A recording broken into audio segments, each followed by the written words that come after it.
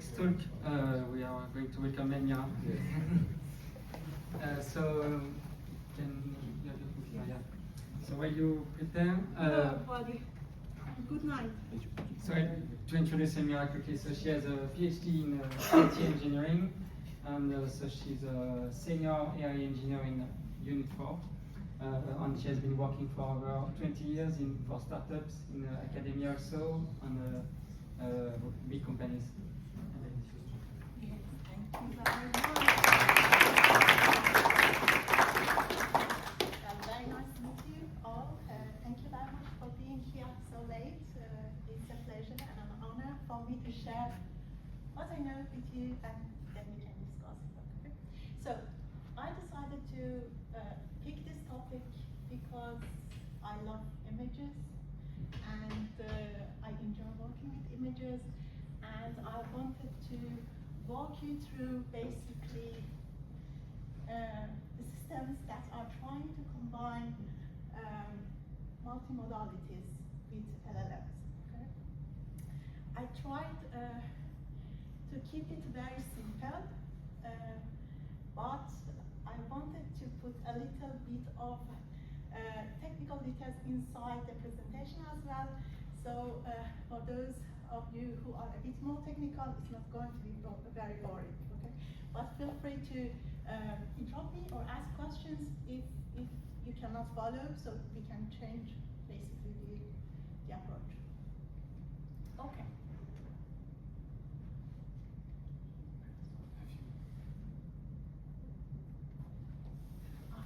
I think I need to log. Sarah, do you still have the? No. It's yes. I know.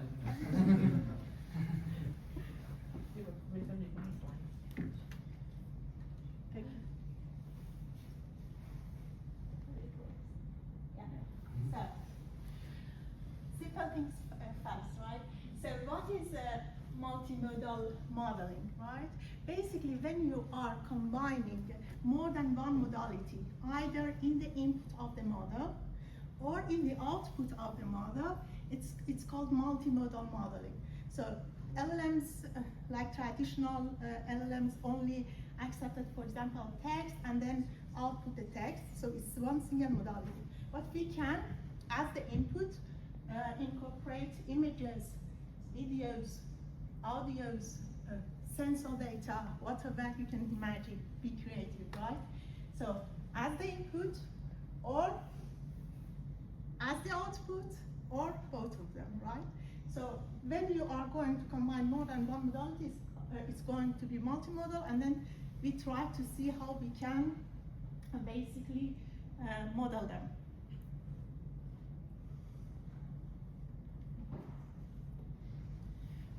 To keep it very simple, I am going to only consider two modalities, so vision and text.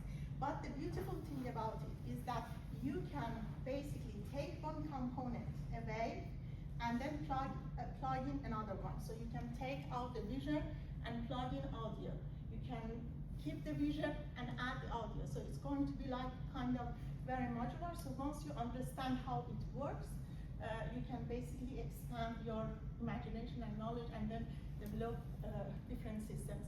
Here is an image of, I think, Flamingo, one of the very fast multimodal large language models, and you can see that the person uploaded like different images of a flamingo and then asked the question, which is a combination of text and images, and then the flamingo, basically multimodal model, is analyzing and responding to their questions. And we are going to see how it works.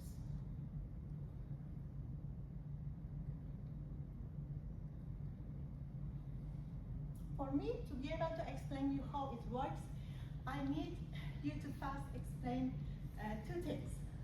First one is the clip, basically architecture. That is basically linking the images and texts.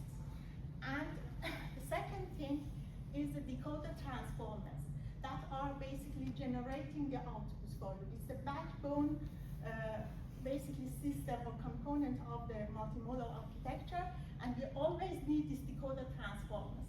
So here, this is a multimodal model, okay? Here is the component that we are going to take from the clip, image encoder, and this part, the pink one, is that decoder transformer only, and we are going to understand each component, and then I will basically let you know how you can play by plugging in and plugging out different components, and then do the training and fine-tuning for different modalities. Okay, so let's first jump into the first component, which is the clip, right? Anybody heard about the clip? Yes? Can you raise your hands, please? Nice, nice. So you help me. Okay, clip stands for Contrastive Language Image Pre-Training, okay? And there was a simple idea. You know that before basically large language models and those basically big news about the artificial intelligence, we had very good classifiers, image classifiers, right? We had the ones that performed very nice, but there was one problem with all of those, for example, convolutional neural networks, deep learning models that are classifiers of the images. And the problem was that each specific architecture was very good on a specific benchmark or data set. But then you were using those specific pre-trained models on another data set, the performance and the accuracy was dropping basically substantially, okay? Then the authors of the clip, basically article or the creators of clip, claimed that we want to build a model that performs equally good on any basically image, not very dependent on the data set that we are training on to see the good results, right? And that was the idea of basically going for clip. The strategy was very interesting. They used a strategy called contrastive learning. Now, I will explain you in a very simple words what is contrastive learning. Normally, when you wanted in the past times, when you wanted to design an image classifier, you had a training data set, a bunch of images, and predefined classes, right? And then you said, okay, the first 1,000, the label is dog, the second 1,000, the label is cat, and then you would try basically to train models using those specific label data, right?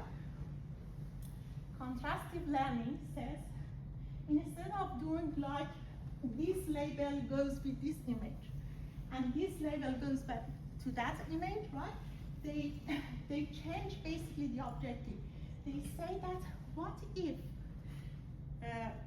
we can basically put all the labels and images in a very similar space, okay, and basically somehow translate both images and the text into an intermediate common space or language, and then say, look, this is very close in that space to this image is very close in that space to that this label, right? So the closeness, right? Basically here you can see a bunch of images and the labels, right? And then the idea of contrasting learning was that putting the relevant text and images in that intermediate space very close to each other. Okay? Then this classifier will be trained. The clip was trained on 400 million data points that was crawled from the internet, right? So it captures a very good semantic of all the entities within the images, without explicitly saying that this is a dog, this is a cat, because basically the images and I think it was like the description or alternate text for the image. They were used for the training, right? So that's very cool, right? And it is called contrastive learning, right? Remember, this is the first component that we are going to use for our multimodal architecture. Okay. So, I talked about putting both images and the labels in the very same space. How? We are going to need an adapter, an encoder, right? We are going to convert both images and the text into an understandable and common space using numbers, right, or vectors. Here, for being able to visualize it, I just use two-dimensional space, right? And you see I represented that image just with two numbers, and I represented this text just with two numbers, right? And this is initially far from each other, right? The objective of contrastive learning is putting close the relevant, basically points, semantically points, together, very close together. So that is what will happen after you train Clip. Brings relevant items very close, right? So far so clear? Any doubt? Just a question. This means that you're training the encoders. Exactly. Yeah. You know that deep learning, artificial neural network, is all about creating a mathematical function that maps input to the output. How we do it? We just randomly initialize all the parameters, right? All the variables, and then compare it to the output. We say, oh, this is amount of error, I need to correct them. So if it is 1, it should be 1.3. And it is being done by the backpropagation, like partial derivatives and learning rates, etc., right? Okay. Now, this is the contrastive supervised training approach. It is very simple, okay? So, you saw that I converted images and the text into the numbers, right? If you convert them to the numbers, how can we calculate how similar they are? Give me a guess. Vector similarity search? How? Give me a method. Cosine similarity. Cosine similarity, right? Cosine similarity identifies this vector is close to this vector by how much, right? And it is the dot product, right? So you do the dot product of this vector to that vector. That's what we are going to do. So these are the vectors of the images. These are the vectors of the text, right?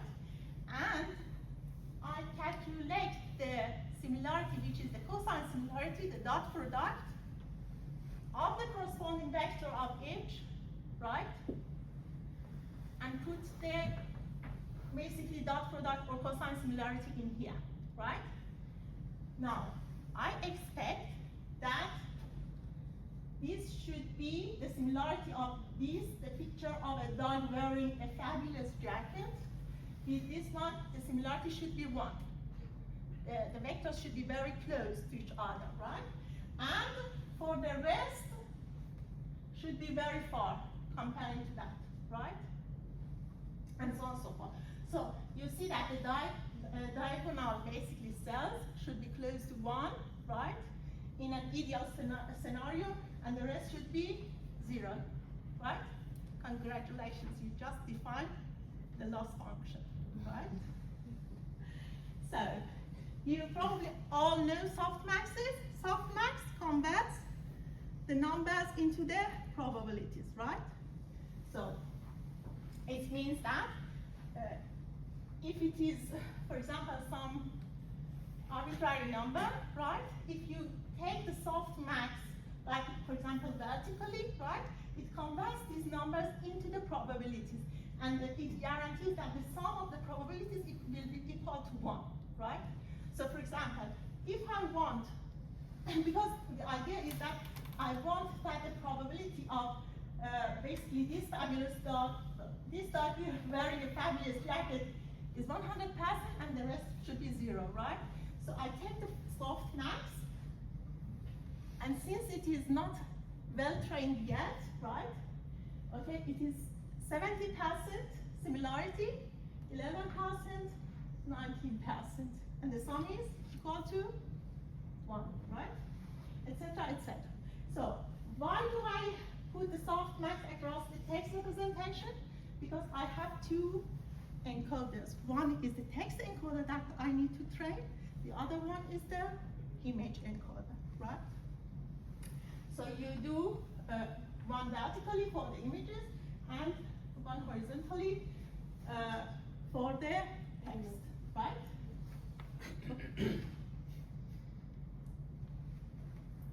These are the true values, right? We want them to be 100% similar, right? Text and basically image, and the rest we don't want any relationship between them, right? We want them to be very far from each other, right? And well, the normal cross entropy formula that calculates the loss. It means that the amount of punishment for the model when it outputs a wrong value, right? So you calculate basically the loss value, right? And then for over images and over the text, and the sum of those values, right, should be like the amount of the punishment for the model, which will affect the modification of the parameters, right? Clear? Questions?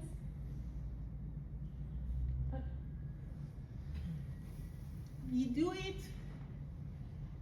over epochs and epochs and epochs, yes. If you have this loss, how do you know which encoder you wanna change? Which one is going to be affected? How do you decide that? Do I do image or text? I don't decide, I just apply to like partial derivatives to all of them, all the Both parameters. at the same time equally? At the same time, yes. Well, it is partial derivative, right? So it Yeah, will but to be, both encoders. It is, yes, to both encoders. So it will be trained automatically, both of them. I mean, text encoder and the image encoder will be trained at the same time. okay. Okay? So it's just, the encoders are also just neural networks Yeah. with weights, Yeah. and you do backpropagation. Do both of them at the same time with the same color? Now, now that it is trained, well trained, so the images and the relevant text or labels are close to each other, right? I have my beautiful image encoder already ready and has an amazing capability of understanding the images, right? It knows that if I have an image of the dog, that vector is going to be near which text or phrases, right? It is ready to be used, right? I take this component from clip and put it here in my multimodal architecture, right? Now, you remember the second component I told you that I need to explain you? It was what? Decoder only transformers, right? This part. So you have the already context-aware image encoder from the clip, and then you're going to create an LLM that is able to get this information, get your question, right? Combine it and output the answer for you, right? Let's talk about this part.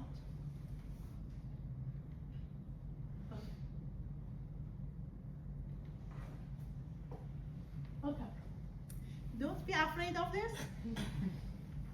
It is easy peasy, okay? Okay, so it is the architecture of decoder-only transformer architecture, which is GPT, right? Which is any generative model that you can see, okay? And I'm going to explain, I promise. It's going to be very simple, okay? So, you have your input tokens, right? Input tokens, it's, I love pizza. We're going to have pizza afterwards. Okay, so it will be tokenized, right? Now, it is going to be fed to the model simultaneously, but since we don't have any information of the position of each word, right? We're going to have our positional encoding, okay? I don't enter into the details, but just that it is another vector that is going to be added to the vectors of each word to say, look, this is the first word, this is the second word, this is the fifth word, right? Because all the words are going to be fed simultaneously to the, basically to the model, right? And then, this is the important part that you're going to understand in more details in the next slide. We have a lot of transformer blocks stacked over each other, and the idea of this transformer block is just extracting information from your question, from your input, to be able to answer it, okay? And then some basically normalization layer, and the softmax is just converting it to the probabilities, right? Here, the transformer block is the key, basically part of the transformers that make them very powerful in understanding the information that you are inputting and providing the answer. So we are going to have a look how basically it works. Okay. Now, look at it. This is a transformer block for the first block that you have word embedding. Pizza is also great, right? And it is end of sentence. Then we have our positional encoding for saying like this is the third word, this is the first word, etc., right? And then we have something called attention. And attention is about understanding the relation of the words with each other, right? So we have different types of attention, right? But I will start with self-attention for you to have an idea. So self-attention measures how each word relates to every other word, including itself, right? For example, it depends 5% to this word, 10% to this word, and 70% to this word, and 1% to the rest, right? So the importance or the relationship between each word with other words, including itself, is called attention, right? How it is being calculated, how it works. For that, okay, let me first tell you this one. This is important. So it is called self-attention, right? But then in the transformer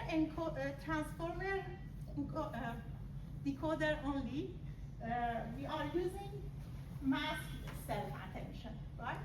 It is the same idea, unless we are going to utilize a mask to just mask out what comes after.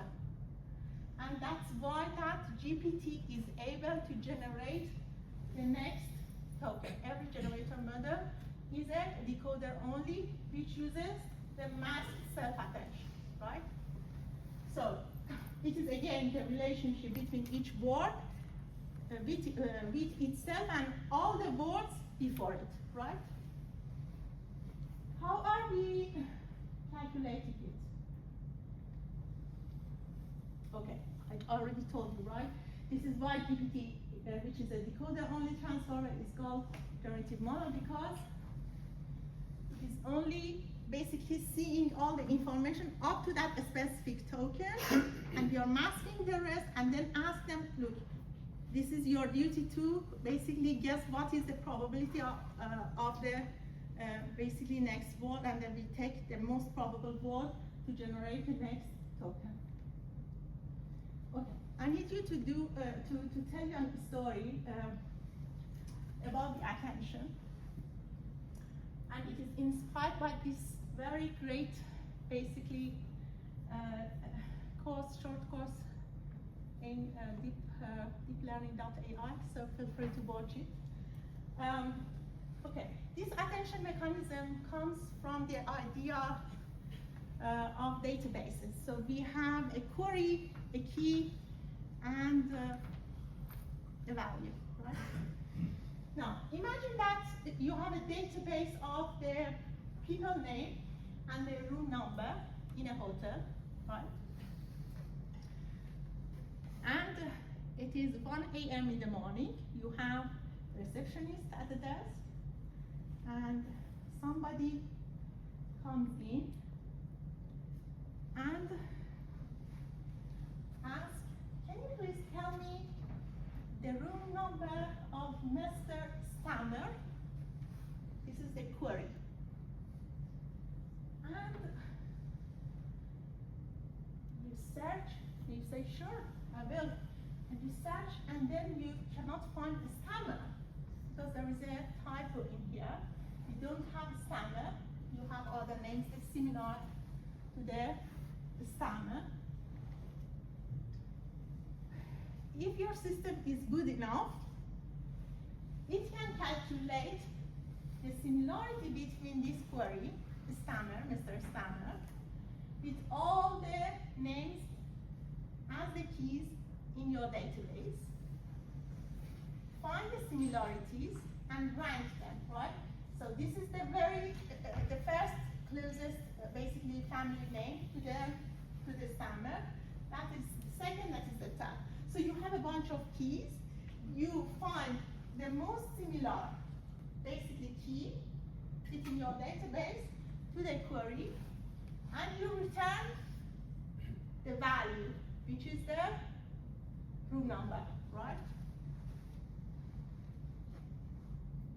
Look at this. How we define similarity in mathematics. Vectors. You just told me a few slides before. What is it? Cosine similarity, right? Okay, we have a database. This is the attention formula. We have a database, right? You have the query. This is the dot product with all the keys that you have. So you calculate the similarity between the query and the keys using the dot product or cosine similarity. You scale it, okay? So ignore this scaling. It's just the dimension of the vector space that you are using. Like if it is like 2 dimension, we showed if it is 700 or if it is 1000, you just scale it down, okay? Anyway, it is similarity. You calculate the similarity and then you pass it to the softmax. What was the functionality of the softmax? Converting the values into the probabilities, right? Percentages. Okay, this is 90% similar, this is 5% similar, this is 5% similar, right? So softmax converts it, basically the values into the probabilities, and then you multiply by the values, right?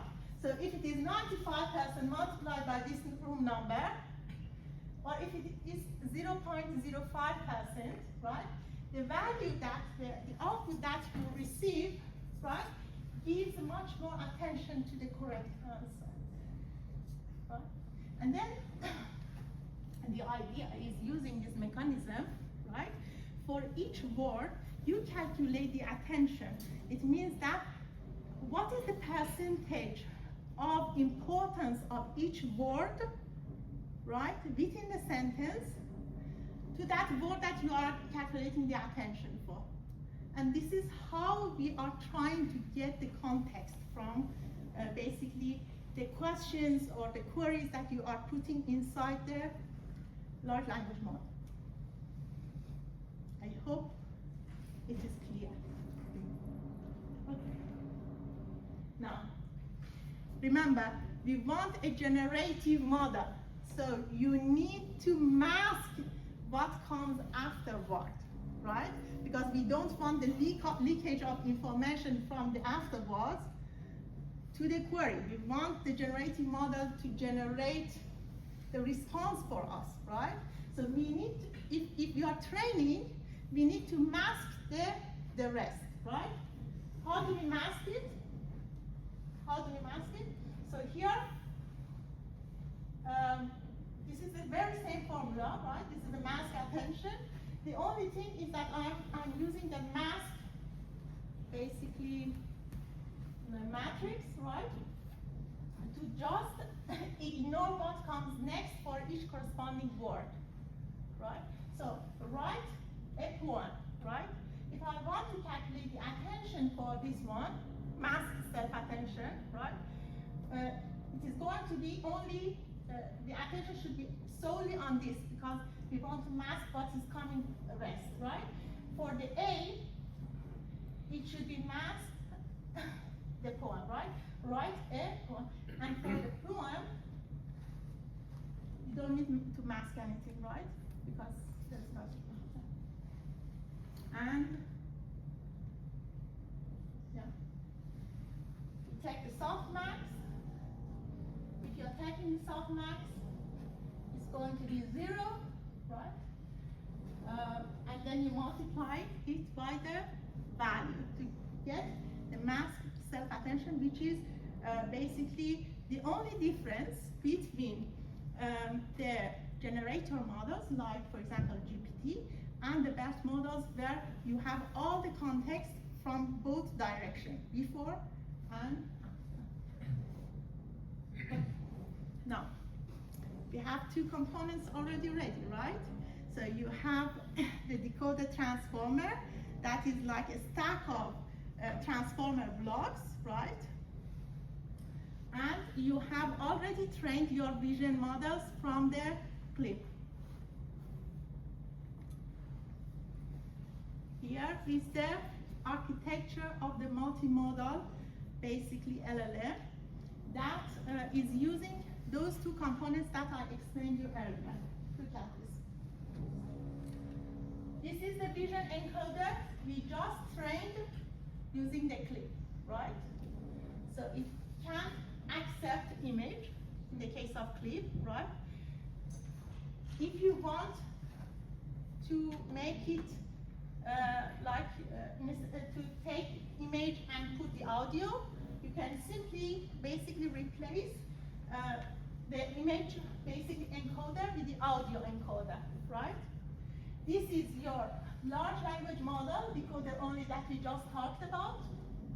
And this is your question, text token, the question that you are putting.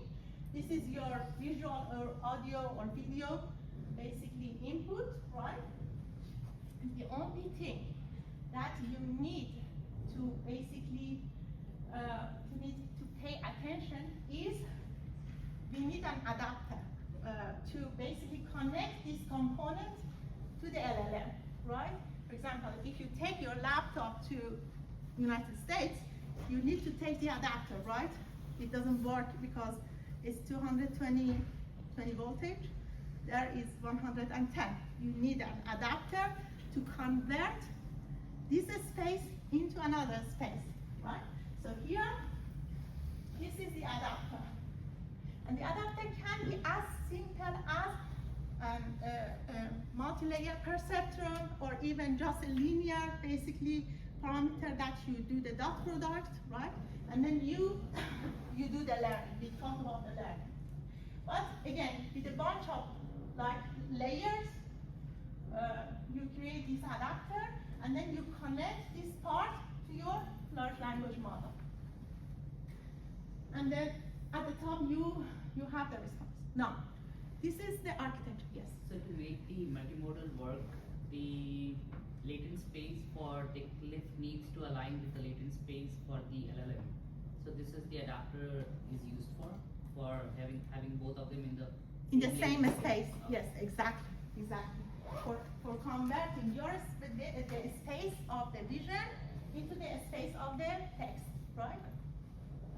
So Now let's talk about the training. These are the components. Now we need to do the training, right? It's not like this. So normally multimodal languages utilize two-phase training.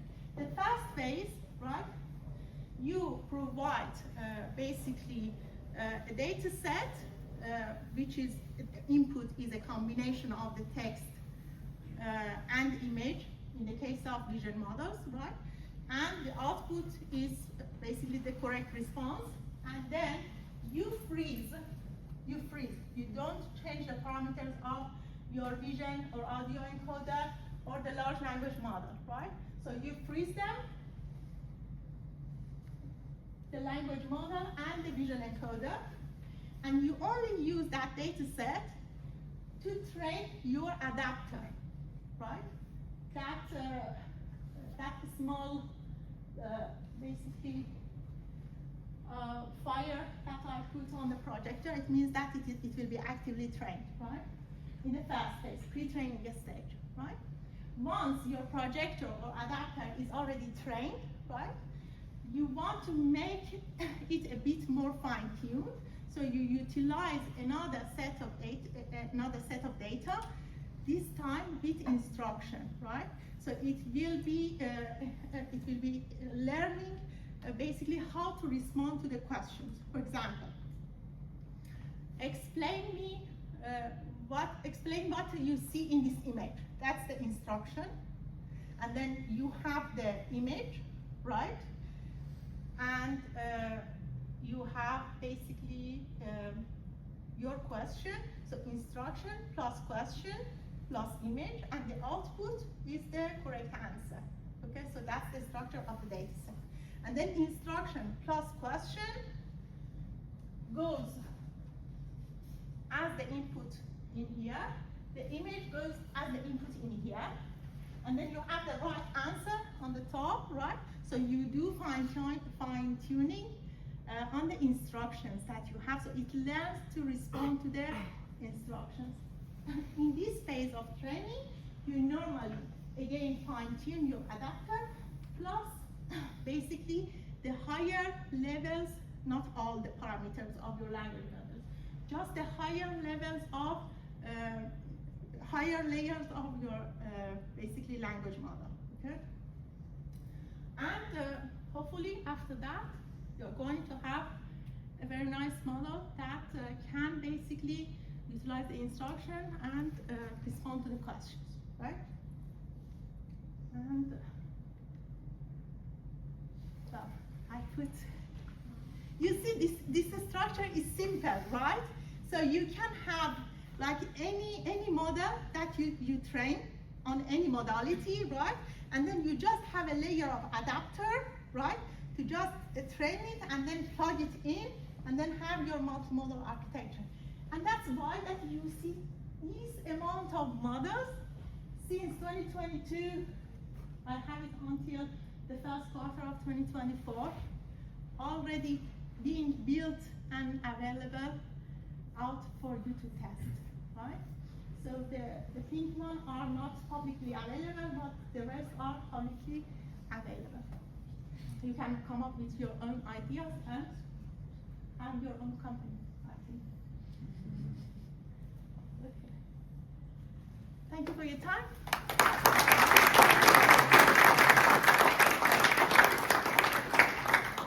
Any questions? That's yes, please. Yeah, if you go back to the first or one of the first slides, when you have the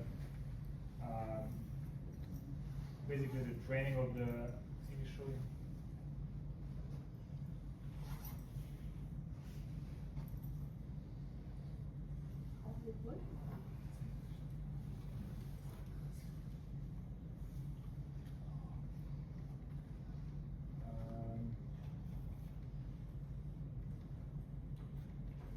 Yeah, so here you're training the encoders. Yes. And then we use the image encoder you showed. But Yes. the text encoder, is it the same No. embedding model that you know? What happened with that text encoder that you trained?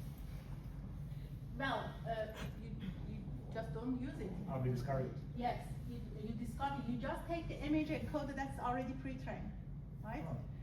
And the good thing is that clip is available, right? You don't need to do it from scratch. No, but So if you you want just to do take it the, from scratch, if you want to build, yeah, yes. you will discard the text encoder? Yes. Unless you want to basically, well, the idea is that you utilize what is already there, right? Because the computational basically cost of training everything from scratch is very high. That's the idea, right? But of course you can basically just have this architecture at the end and then use millions or trillions of data just to train from scratch. Why not? No, I don't want to do it, I'm Possible. just curious how it works. Yes, but normally the strategy, just to basically be aware of your cost, is just using what's already available. And since this, for example, clip is really built based on all the images on the internet, so you see, I have a nice these are all the models out, right? You see the visual encoder that they used for each model in here. I think about at least 80% of them are using clip, right? They just took the image encoder of the clip and then put it there and then fine-tune it with to a stage, basically training that I just explained, right? Now, those signs, you see they apply different strategy, right? This sign is LLM training from scratch.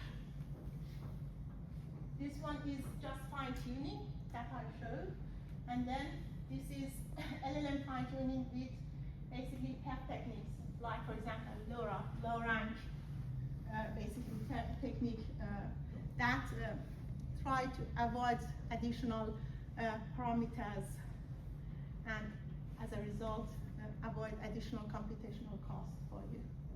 And that one is the frozen LLM, so they don't touch LLM at all. Did I answer your question? No, I'm not sure I understand, I'm sorry. Uh-huh. I mean, how come you're training both encoders and then you just discard this one? Why would you even train it? Why would you do the all back propagation if you discard the output, the final? Well, you have, because you want to train it, that clip encoder, right, is just, was trained on a data set that was like a phrase of label, right? This is a dog, this is a roundabout, right?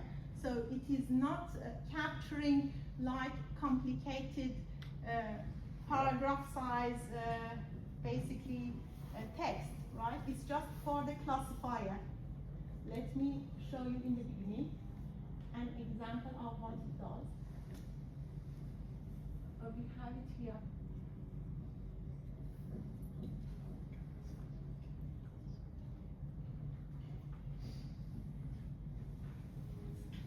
You see, this is the text encoder of the clip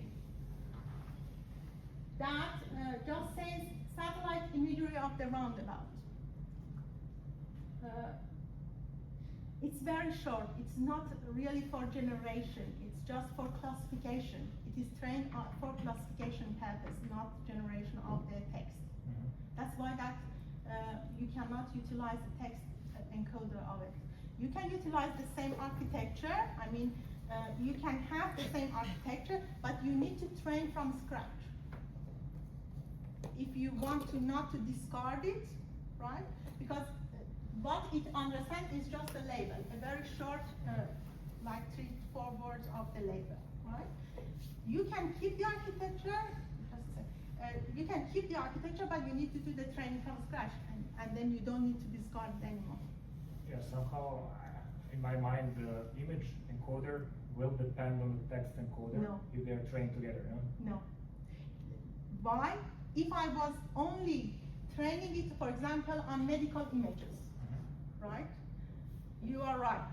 It only understands the medical domain of, like, for example, MRI images of the I don't know, chest, for example, right? But CLIP has been trained on 400 million collected images and corresponding labels from the internet, which covers almost everything in our human world. That's why the image encoder is very valuable. Yes, Yeah, maybe I can comment on this. yes, please. So the idea behind Clip is to also have representations of images, and what's happening is so the images are split into patches. So you have a sequence of tokens as well, just as in text, right? And you can apply the attention to it as well. So you have a better understanding of the entire image. And the idea with Clip, so before Clip you had convolutional neural networks, for example, where you have, say, 20 labels. You have images, and then you have classification, right? So what the neural net did, put this image into this category and so on. And now you want to have a real understanding, and this you did by combining that with text. You already have representation and meaning, semantics, right? And by putting that together, you kind of learn this same semantics that you also have in text, and assign it to images or patterns, and you have the whole mechanism behind it, the entire attention.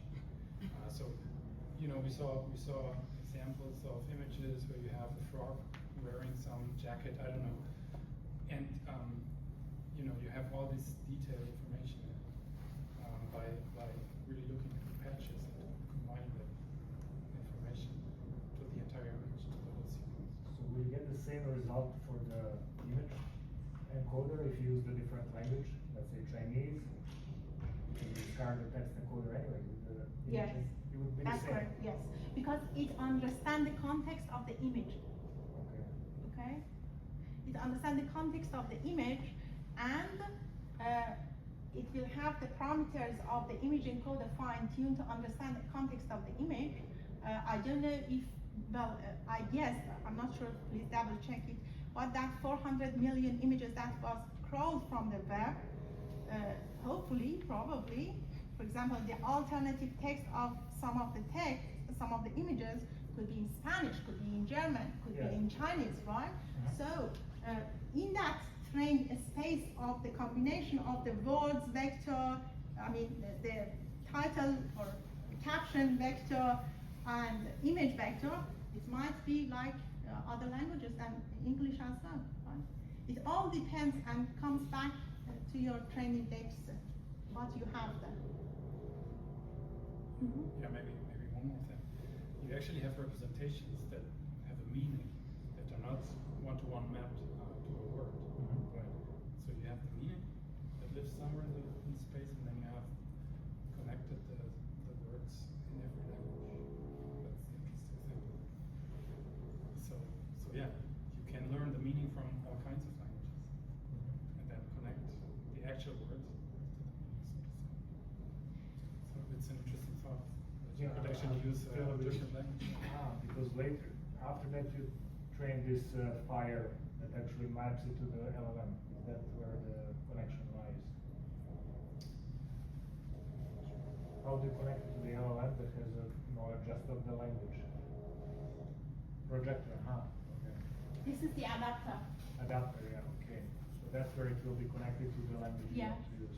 And it's like you can use the multi-layer perceptron, like just 2 layers, Okay. like with linear weights, and then like an activation function, or just a linear basically weights, just a matrix of weights to just create the adapter. There are different techniques on creating those adapters. But for the training, you always have to have training data that has the relation. Exactly. You use training data that Yeah. has the connection. Okay, thanks. Of course. Any further thoughts, questions, comments? Yes, please. Are you aware of any breakbone encoders that are only self-supervised like Dino and used in VOMs, not clean? Yes. Are these Yes. approaches popular nowadays? Well, I'm not aware of a specific, basically, type of models. I don't have them on top of my mind, but I'm aware about the techniques. So we have supervised techniques, right, where you have the labels, but you have also self-supervised. And in the self-supervised techniques, when you don't have basically the correct answer or correct basically response or label, whatever, the technique is masking, basically, right? So you want to apply self-supervised techniques on the image. You basically slice the images and then mask pieces of the images, like 70% or 50% of the image patches, like imagine holes inside the images, and then you force your model to learn those patches that are masked. You want to apply self-supervised technique on the text. You mask words inside your basically input, and then in the training phase, you define your objective that, to your model that you should train your parameters in a way to be able to correctly guess what is that masked word, right? So that's self-supervised technique that you can utilize if you don't have the lens. I've seen that most of the models that you were listing actually use the clip encoder Yes. as their image encoder. Yes. But if basically everybody uses that, how comes that some LLM have a better understanding of images? Like, which is the part that they are working on to make the image understanding better? That's a good question. I don't know the answer. Okay. I don't know the answer. How? Well, first of all, they claim that we are better. Yeah. Fair. We are better, but probably they are better. We need to see basically Yeah, there are some benchmarks that are better. I don't know. Okay. That's a good question, but I don't know the answer. Probably the data. Hmm? Probably the data Yes. they use to train. Yeah, because I was Data can be wondering- different as well. Yeah, because I was wondering if they don't retrain the image encoder, like at which step are they retraining that improves the benchmark? So there are different techniques on how you design basically the adapter, right? So you can have like a simple, basically linear. You can have MLP. There are other techniques like, for example, Q-former, like query transformer, so which is basically having a transformer basically component inside this adapter, which makes it more complex with more parameters, and then hopefully better results, right? The quality of the data, as you mentioned, the parameter tuning. Fair. Also, there are models Lot that of use things, two yeah. types of encoders, like you could use clip and the Dino one because they have different, clip is more for semantic understanding and Dino is for more granular understanding, so they could use both at the same That time. could be another. So, Yeah. Interesting.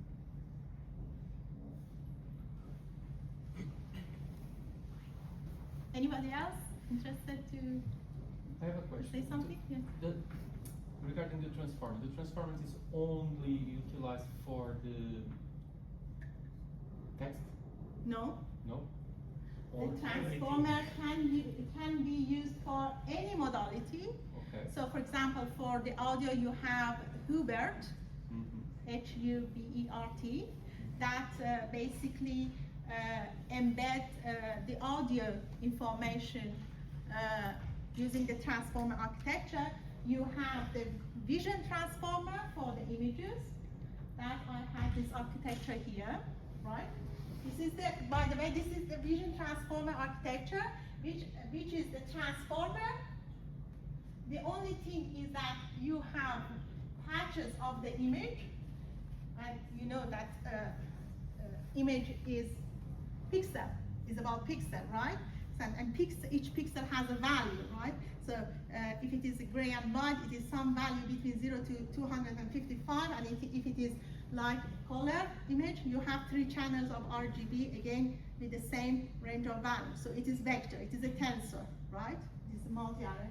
So you can flatten it and make a vector of every patch, right? Then again, you can utilize an adapter to make it, to basically change the dimension of the image and make it more condensed, right?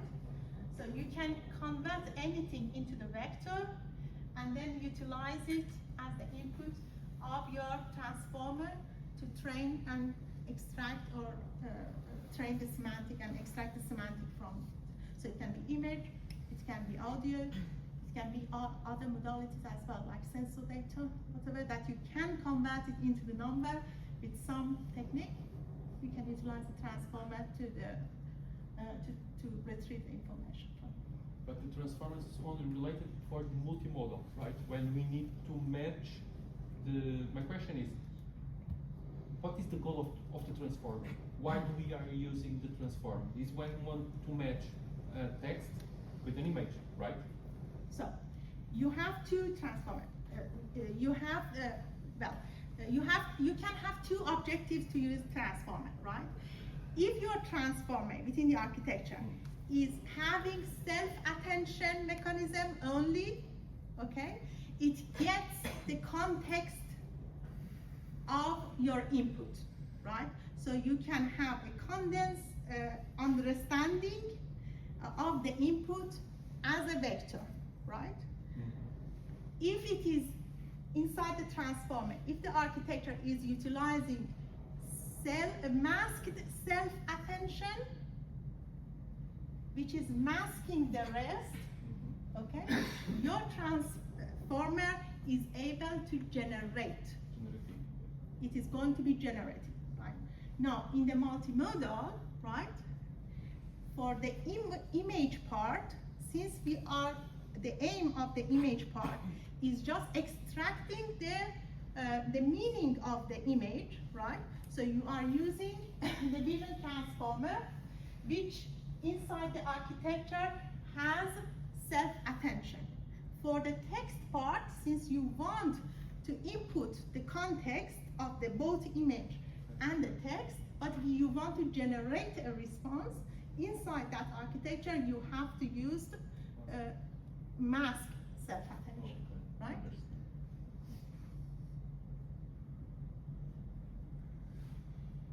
Question?